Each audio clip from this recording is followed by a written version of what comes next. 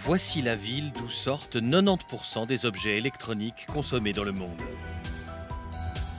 À Shenzhen, smartphones, tablettes et autres consoles de jeux made in China sont fabriqués à la pelle. Tous les géants américains y ont leur chaîne de production. On y assemble des produits de marque, mais aussi leurs copies locales bon marché.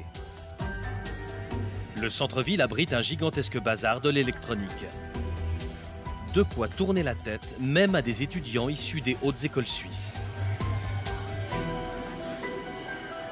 C'est incroyable ce que tu peux trouver ici dans une journée.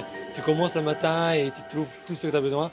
Du coup, c'est comment aller au marché, acheter des légumes, acheter des fruits, mais on achète de l'électronique. Tout est possible, tout est trouvable, il faut juste savoir chercher le bon endroit. Ils sont une trentaine d'étudiants romans en électronique, design ou gestion. Pour eux, il est plus utile aujourd'hui d'explorer Shenzhen que la Silicon Valley. En Suisse, ils ont créé une série d'objets connectés. Ici, le défi est d'en produire une version adaptée aux réalités du marché chinois. Nous, notre objet connecté, c'est une peluche qui est pour connecter les enfants à leurs parents quand les parents sont loin des enfants. Ouais, genre là, c'est moyen. Ce qu'on apprend ici, c'est surtout à simplifier le prototype pour qu'il soit le moins cher possible, le plus simple à faire et aussi le plus rapide. Donc ici, le rythme il est beaucoup plus rapide qu'en Suisse, ça marche différemment. Et tous les jours, on revient avec une nouvelle version qui va être plus simple, moins chère à fabriquer. Ils travaillent dans un makerspace, un de ces ateliers d'innovation numérique à la mode. L'intelligence artificielle est ici chez elle. Cet ingénieur est venu de Jordanie pour commercialiser son invention, un spectromètre de poche.